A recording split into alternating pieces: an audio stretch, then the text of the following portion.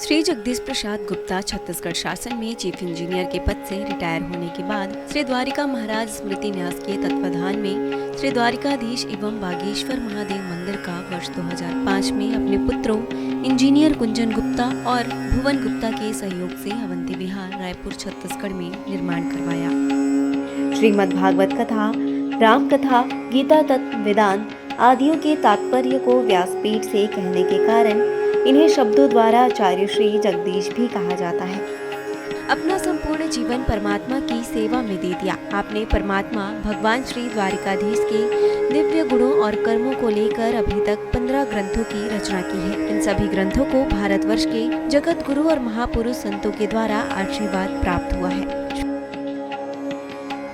इनमें से श्वेता स्वरूप उपनिषद, श्री राम कथा अमृत से अनमोल, मुंडक उपनिषद, कथा उपनिषद, सरलतम बोध, इन पुस्तकों पर उनके सारे प्रवचन यूट्यूब पर अपलोड कर दिए गए हैं।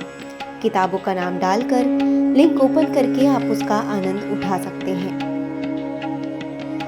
श्रीमद् भागवत और वेदांत सार प्रथम खंड के द्वितीय विचार सृष्टि विज्ञान के द्वारा परमात्मा का निरूपण, इसका उद्बोधन सुन रहे हैं आप। श्रीमद् भागवत और वेदांत सार प्रथम खंड के द्वितीय विचार सृष्टि विज्ञान के द्वारा परमात्मा का निरूपण, इसका उद्बोधन सुन रहे हैं आप।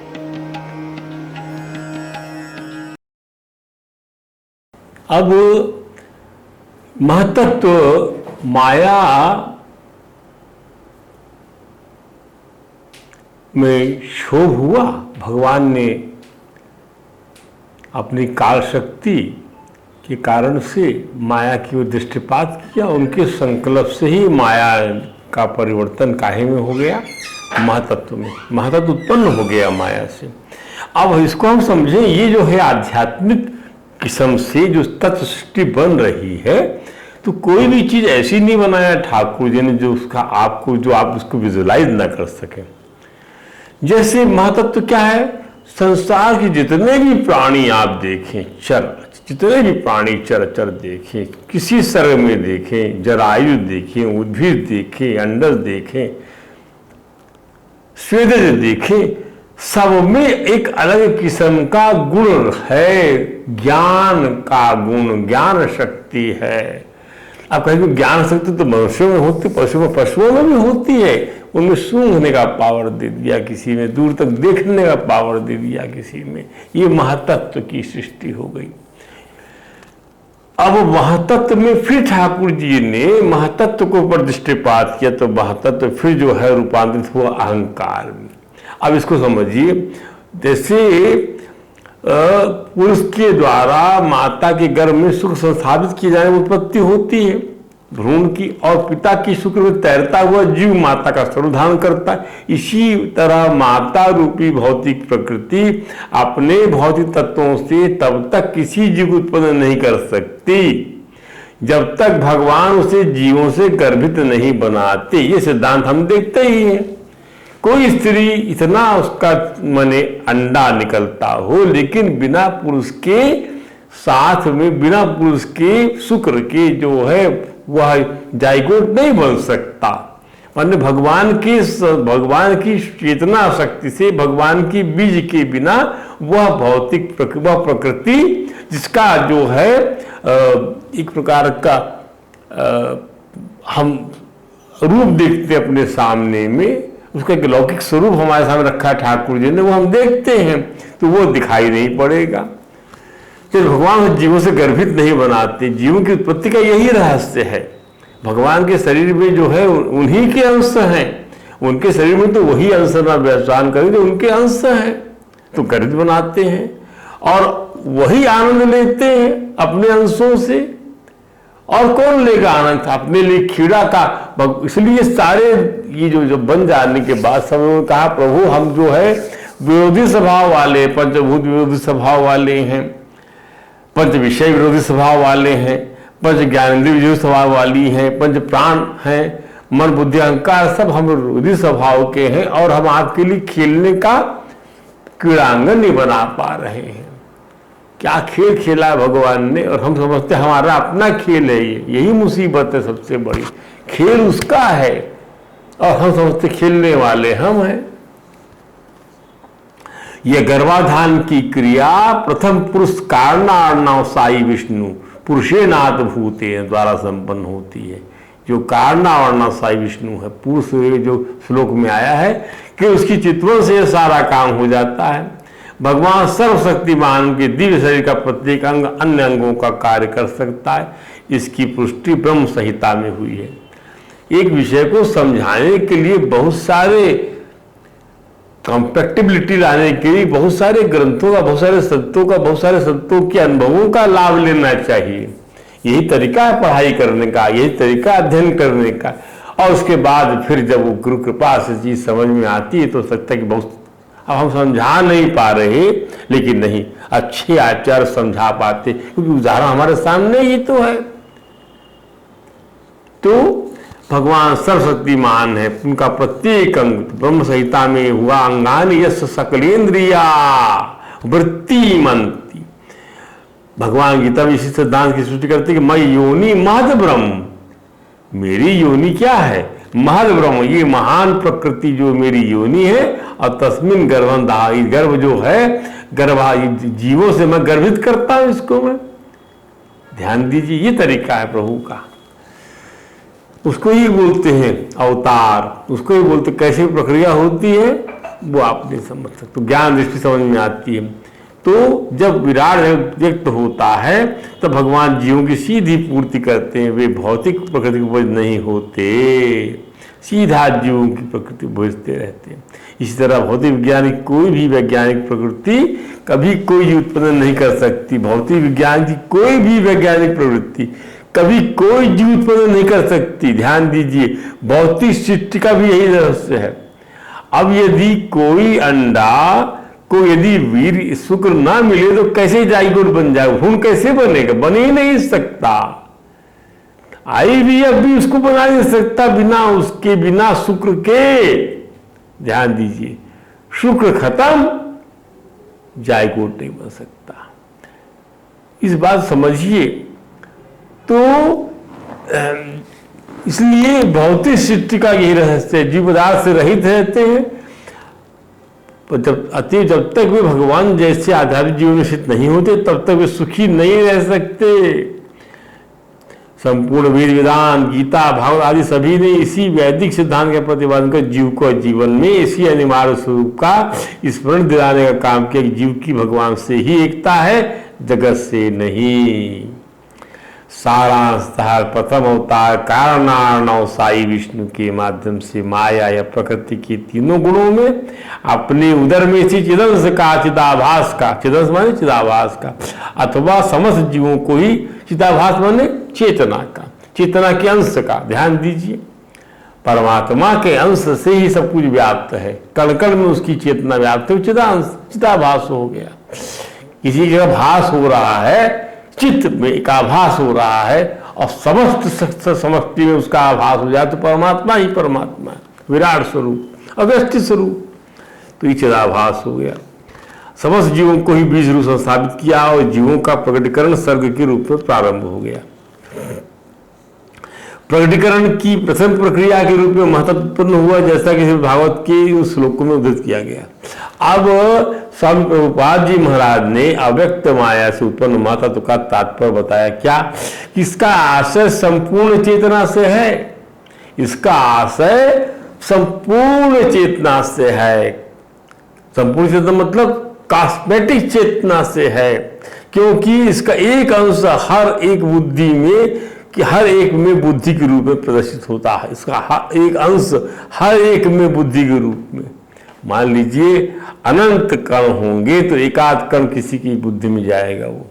तो महतत्व है, ये तत्व नहीं, महतत्व है। महतत्व परम पुरुष परम चेतना सीधे जुड़ा रहता है, फिर भी यह पदार्थ के रूप में प्रतीत होता है। महतत्व अथवा परमात्मा की शुद्ध चेतना का प्रतिबिंब ही समस्त सृष्टि की या समष्टि की अंकुरण स्थली है महतत्व। अब महतत्वात्, ध्यान दीजिए, महतत्वात् ही कुर्वाणात् दहंत तत्वं व्यजायत। अहम तत्व पैदा हो गया। किससे? इससे महतत्व ने भगवान की दृष्टि पड़ने पर चिदाभास गुण और काल के अधीन, काल भी रहेगा, समय परिवर्तित हुआ, ध्यान दीजिए। तीनों गुण वहां मौजूद हैं, प्रकृति वहां पे तीनों गुणों की मौजूद है, वो भी हटी नहीं है, और चिदाभास भगवान की चेतना का अंश, ये भगवान की चेतना का अंश होना जरूरी है, प्रकृति के तीनों गुणों की मौजूदगी जरूरी है, और काल का रूपांतर कालक्षेप होना जरूरी है। उस महतत्व ने भगवान की दृष्टि पड़ने पर सृष्टि की उसमें आ रहे ना, सृष्टि निर्माण की प्रक्रिया में महतत्व बन गया, अव्यक्त से व्यक्त महतत्व बन गया, क्रिया प्रधान और ज्ञान प्रधान, अब महतत्व से अहंकार बनेगा, अपना रूपांतर किया, महतत्व के विकृत होने पर अहंकार की उत्पत्ति हो गई। अहम तत्व व्यजायता महतत्वादि कुर्वाणादहं तत्व व्यजायता कार्य कारण कर्त्रात्मा भूतेन्द्रिया मनोपया मनोमया। कार्य कारण कर्त्रात्मा, जो अहंकार उत्पन्न हो, यह अहंकार ही कार्य माने कार्य का, कारण का और कर्ता रूप होने के कारण, कार्य कारण कर्ता, कार्य क्या है? अधिभूत कार्य। ये पृथ्वी, आकाश, जल, तेज, अग्नि, वायु, ये सब क्या कार्य है? अधिभूत बोलते हैं इसको। और कारण क्या? अध्यात्म, आध्यात्म कारण है, इंद्रियां, और कर्ता अधिदैव रूप होने, हर इंद्रियों का एक कर्ता है, हर इंद्रियों का एक देवता है, वो कर्ता। अधितो कारण कार्य कारण कर्ता, अहंकार उत्पत्ति जो, ये अहंकार क्या करता है? कार्य कारण और कर्ता, अर्थात अधिदैव, अधिभूत, अधिकरण, आध्यात्म या अधिकरण या अध्यात्म और अधिदैव के रूप होने के कारण भूत इंद्रियों मन का कारण है। अधिभूत का, भूत का कारण क्या बन गया? अहंकार, तामस अहंकार। इंद्रिय और मन का कारण क्या बन गया? राजस अहंकार। और अधिदैव का बन गया? सात्विक अहंकार बन गया। और अहंकार जो मन का और जो है इंद्रिय मन की, इंद्रियों की देवता कारण बन गया, तो सात्विक अहंकार बन गया। तो यह अहंकार तीन प्रकार का इस प्रकार से बन गया। अतः अहम तत्व में विकार होने पर वैकारिक अहंकार माने सात्विक अहंकार से मन, और जिनसे विषयों का ज्ञान होता है वे इंद्रियों के अधिष्ठाता देवता हो गए। ध्यान दीजिए, क्लियर हो गया मामला। माने महतत्व से तीन प्रकार के अहंकार की उत्पत्ति हुई, और तीनों प्रकार के अहंकारों से, तामस अहंकार से पंच महाभूत उत्पन्न हो गए, खत्म बात करिए। उसके बाद में राजस अहंकार से क्या बन गया? राजस अहंकार से इंद्रियां बन गई, और सतोगुणी अहंकार से इंद्रियों के देवता जो ज्ञान कराते हैं, वो जो करता रहते हैं, वो अधिदैव और मन बन गया। तो अब महतत्व के रूपांतरण से, अर्थात महतत्व में विकृति होने से जब अहंकार रूपी विकार उत्पन्न हुआ, तो इसी अहंकार ने कार्य का निर्माण किया, कारण का निर्माण किया और कर्ता का निर्माण किया। इसी अहंकार से कार्य कारण और कर्ता का निर्माण हो गया, जबकि अपना स्वरूप जो है इससे परे है। ये ध्यान देते जाना आप, यही खेल चल रहा है। अब ये सब अहंकार धारण करने से वह शुद्ध स्वरूप जो जीव का, भगवान का, वह जो है आत्मा का जीव बन जाएगा, इस अहंकार को ओढ़ते साथ ही। और सब चीजें सिखाई जा रही है, इससे बचो, इससे बचो। अर्थात कार्य का कर्ता, तीनों अहंकार उत्पत्ति है, कार्य के रूप में अधिभूतों की सृष्टि हुई, अर्थात अपरा प्रकृति की सृष्टि हो गई। ये गीता में ये आया कि भूमिरापनलो वायु खम मनोबुद्धि रेवच। भूमि, आप माने जल, अनल माने अग्नि, वायु और आकाश, मन बुद्धि एवच, अहंकार, मन बुद्धि अहंकार, 8 प्रकार की मेरी अष्टधा प्रकृति है, अपरा प्रकृति है। ये अपरा प्रकृति सृष्टि कर दिया भगवान ने यहाँ पर, पंच महाभूत तेजस तामस अहंकार से, और जाके वक्त मन बुद्धि और ये जो है इसको तामस, इसको अपरा प्रकृति के रूप में कंप्लीट करके नाम दे दिया भगवान, अपरा प्रकृति बोल दिया। और अहंकार, इसलिए भिन्ना प्रकृति अष्टता, ये 8 प्रकार की मेरी जो है अपरा प्रकृति है, निकृष्ट प्रकृति बन गई।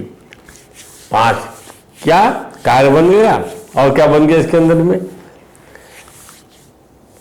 और मन बुद्धि बन गए, उसमें पूरी इंद्रियां सम्मिलित हो गई, अहंकार मिल गया, अहंकार में सब चीज सम्मिलित हो जाने से कार्य कारण कर्ता तीनों बन गए। यहाँ पर ये कार्य कारण कर्ता ये तीनों मिलके पंच महाभूत बन के ऐसा बोल दीजिए तो कार्य कारण कर्ता में अहंकार उनका बाप हो गया, कार्य कारण कर्ता का। बस मन का बाप भी अहंकार, बुद्धि का बाप भी अहंकार, सब बन गया, आपके अपरा प्रकृति का निर्माण हो गया। और जो चेतना है, ध्यान दीजिए,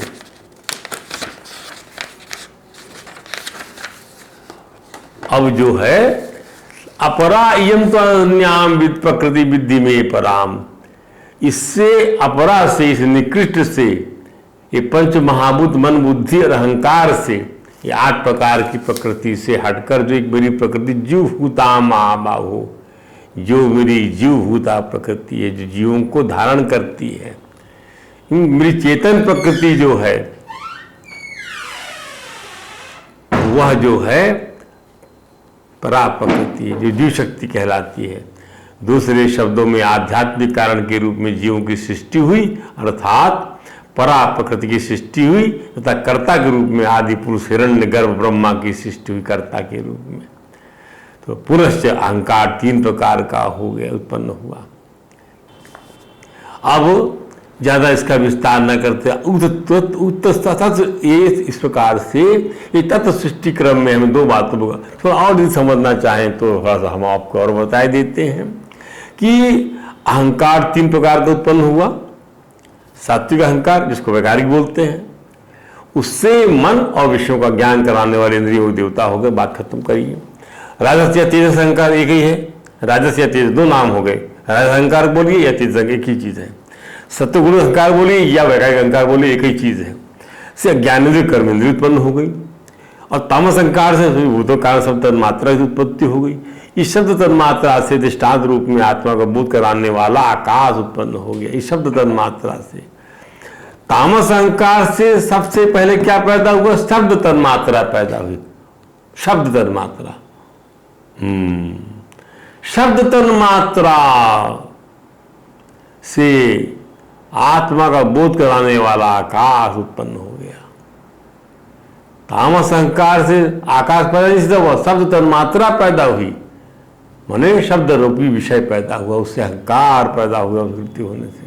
जब भगवान की दृष्टि जब आकाश पर पड़ी तब काल माया और चिदाभास तो रहेगा ही रहेगा, काल भी रहेगा, त्रिगुणात्मक माया भी रहेगी, चिदाभास रहेगा। योग से स्पर्श तन्मात्रा की उत्पत्ति हुई, आकाश दृष्टि पड़ गई तो आकाश के बाद में क्या हो गया? स्पर्श तन्मात्रा पैदा हो गई। स्पर्श तन्मात्रा में विकृति पैदा हो जाने से क्या पैदा हो गया? वायु पैदा हो गई। अब फिर वायु में काल माया चिदाभास के अंदर पड़ने से क्या पैदा हो गया? आपका जो है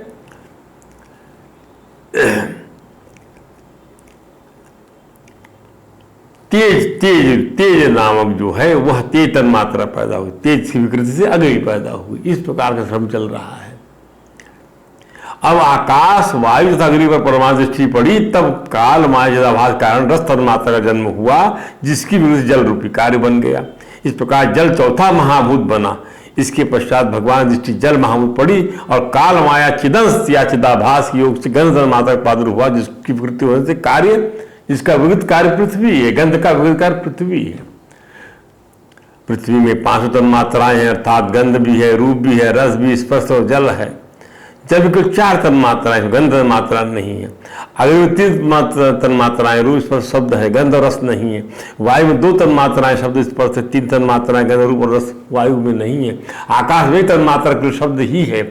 आकाश में 4 तन्मात्रा, अर्थात न रूप है, न रस है, न तेज है, न ही गंध है। आकाश को शब्द की विकृति से बना है। दूसरे शब्दों में आकाश आदि भूतों में से जो पीछे पीछे बने भूत हैं उनमें क्रमशः अपने अपने पहले के भूत गुण भी समझना चाहिए। जैसे वायु बना आकाश के बाद, तो वायु में आकाश का गुण शब्द भी होगा और अपना गुण स्पर्श भी होगा। अब वायु के बाद बनी अग्नि, तो अग्नि में अग्नि का गुण तेज होगा ही होगा और वायु का गुण स्पर्श भी होगा और शब्द गुण आकाश। अग्नि आवाज भी करती है, उसमें जो है स्पर्श भी होता है और उसके अंदर शब्द, और उसके अंदर में वो जो है स्पर्श भी होता है और उसके अंदर में उसका रूप भी होता है, शब्द भी होता है, रूप भी, स्पर्श भी होता है। I like that. अब भगवान कहते हैं कि पहली प्रकृति तत्व सृष्टि क्रम में हम दो बातों गौर करना चाहिए कि प्रथम तो महतत्व से अहंकार का रूपांतरण होने पर अहंकार से मन तथा इंद्रियों के अधिष्ठान देवता और कर्म इंद्रिय ज्ञान इंद्रिय की उत्पत्ति हो गई। पंच मात्र होने पंच महाभूत कार्य रूपांतरण से भगवान की अपरा प्रकृति अविद्या माया कहते वो हो गई। दूसरी प्रकृति विद्या माया जिसे कारण रूप प्रारंभ प्रकृति या जीव प्रकृति कहते। उल्लेखनीय कर्ता रूप हिरण्यगर्भ ब्रह्मा बनने की समुची तत्व क्रम सृष्टि के निर्माण की प्रक्रिया में भगवान का दृष्टिपात सतत बना रहता है।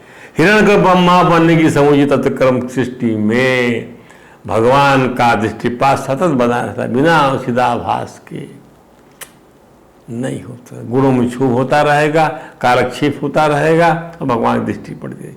इसलिए भगवान कहते हैं गीता में एतत् योनीनि भूतानि सर्वाणि तुधारे अहम कृष्ण जगता प्रभव फलसता, मैं संसार का मूल कारण हूँ, मुझसे सारा संसार प्रवृत्त होता है अर्थात चेष्टा कर रहा है। ऐसा मानकर मुझ में ही श्रद्धा और प्रेम रखते हैं, बुद्धवान मेरा ही भजन करते हैं, इस प्रकार मेरे शरण में होते हैं।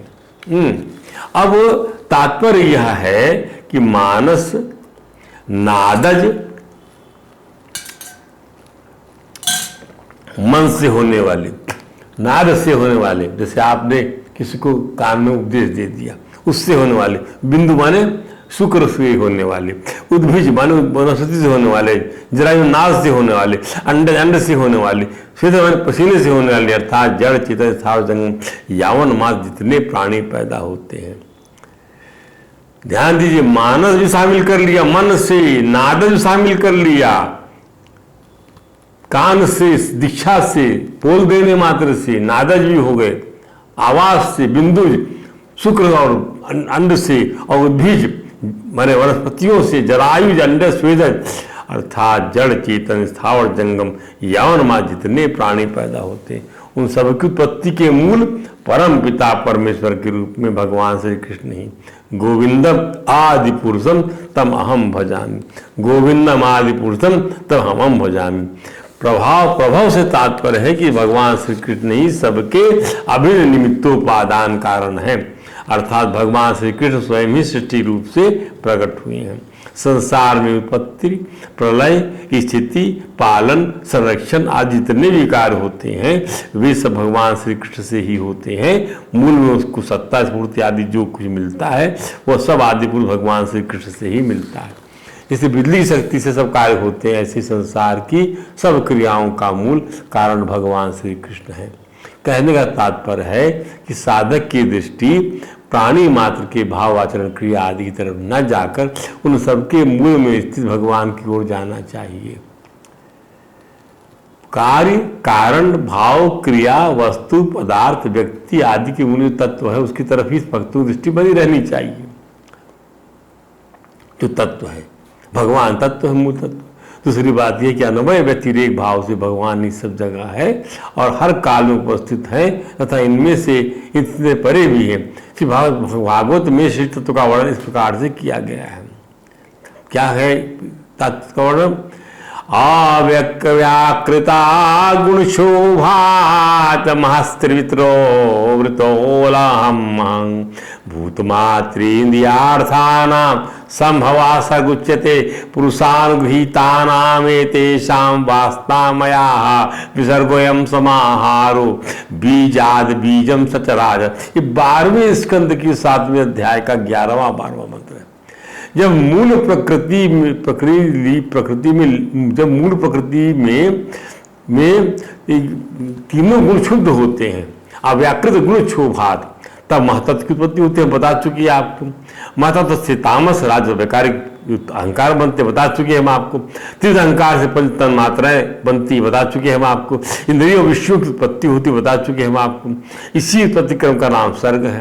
परमेश्वर के अनुग्रह से ब्रह्मा जी सृष्टि सामर्थ्य प्राप्त करके महतत्व आदि पूर्व कर्मों के अनुसार अच्छी और बुरी वासनाओं की प्रधानता से जो ये चराचर शरीरात्मक जीव की उपाधि की सृष्टि करते हैं, एक बीज से दूसरे बीज के समान इसी को विसर्ग कहते हैं। तो महतत्व ये सब बताने की बात हो गई।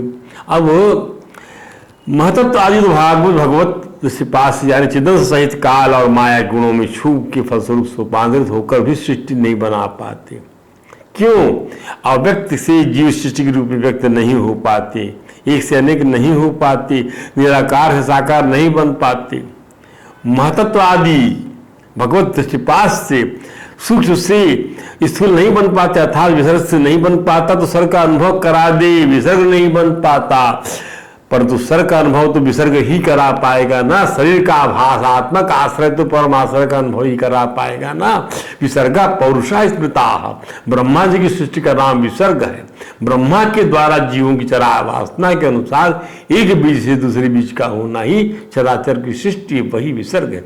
दूसरे शब्दों में वासना विशिष्ट सृष्टि का नाम विसर्ग है, वासना विशिष्ट सृष्टि का नाम दूसरे शब्दों में। पर सर्ग से विसर्ग कैसे बने, तत्वक्रम से जीव सृष्टि बने कैसे, कर्मानुसार संसार बने कैसे, इस प्रक्रिया उसकी समझने का प्रयास करेंगे। हमारे यहाँ हर वस्तु को देवता भगवान के रूप में मानते हैं। ध्यान दें कि भगवान ने तत्वक्रम से जिस सृष्टि का निर्माण किया उन सभी तत्वों के नियंत्रक देवतागण भगवान से आके प्रार्थना करते हैं। इति देवा कला विष्णु काल माया सलिंगना नाना स्वास्थ्य क्रिया निशा पूचू पांडलई वैभव। हे प्रभु, हम आपके सत्याविष्ट अंश हैं, परंतु हम जो है अपना स्वयं का कार्य करने में भी असमर्थ हैं। अतएव हम अलग अलग होने के कारण अतएव भगवान की हम आपकी हम स्तुति करते हैं कि हे प्रभु, हमारी भावनाओं को आप समझिए, हम आपकी शरण में आए हैं। इसके बाद में जो है देवता लोग कहते हैं प्रभु से, नमामते देवा पदारविंदम प्रपन्नतापोपशमात पत्रम यन्मूल केता यद योजसूरु संसार दुख मयूरुक्षपंती। हे प्रभु, आपके चरण कमल शरणागतों के लिए छाते के समान है, आतपत्र है, जो संसार के समस्त कष्टों से उनकी रक्षा करते, सारे मृगण शरण के अंतर्गत समस्त दैविक कणों को संसार के दुखों की सुगमता से दूर फेंक देते हैं। हे प्रभु, हम सृष्टि रचना की इच्छा से ही हमें आपने रचा है तुलनात्मक, इसलिए विभिन्न स्वभाव वाले होने कारण हम आपस में मिल नहीं पाते और इसी से आपकी क्रीड़ा के साधन रूप ब्रह्मांड की रचना करके उसे आपको समर्पण करने में असमर्थ हो रहे हैं। तत्ते वयम लोक शिक्षया आद्य त्वया अनुशिष्टा श्रीभिरात्मभि स्मः सर्ववियुक्ता स्वविहार तंत्रम। हम सब विभिन्न स्वभाव के वियुक्त हैं, हम लोग हम आपस में मिल नहीं पाते, न सकते अस्तत्पति हरतवे, आप क्रीड़ा के इसको जो है बना नहीं पाते हैं। तो तात्पर्य यह है कि विराट शक्ति भगवान की माया शक्ति के तीन गुणों के प्रभाव के अंतर्गत कार्यशील है। भगवान विभिन्न प्राणी भी उसी प्रभाव के अधीन है, इसी कारण वे भगवान को तुष्ट करने के लिए एकजुट होकर कार्य नहीं कर सकते। इस पृथक पृथक कार्य के कारण भौतिक जगत में इस संसार में कोई एक या सामंजस्य नहीं हो सकता। इसलिए सर्वोत्तम नीति यही है कि परमात्मा के लिए कार्य किया जाए, इसी से वांछनीय एक स्थापित हो जाएगा। केंद्र में परमात्मा को रखने से ही एक स्थापित हो पाएगा। बिना बिंदु के कोई भी सर्किल नहीं बना सकते आप, कोई भी सर्किल कोई भी रेखा नहीं बना सकते। बिंदु वहाँ पर परमात्मा रूपी केंद्र होना जरूरी है। राष्ट्र के लिए एक होना पड़ेगा, केंद्र में परमात्मा रखने से ही एक की स्थापित होगा। समाज के लिए एक होना पड़ेगा, परिवार के लिए एक होना पड़ेगा, परमात्मा के लिए एक होना पड़ेगा। अकेला चना बाहर नहीं फोड़ सकता, यही तात्पर्य, क्योंकि संगठित शक्ति ही विराट रूप है। इसके आगे हम आपको कल समझाएंगे, आज यहीं विश्राम देते हैं। हरे राम राम राम हरे हरे, हरे कृष्ण कृष्ण कृष्ण हरे हरे। बोल वृंदावन बिहारी लाल की।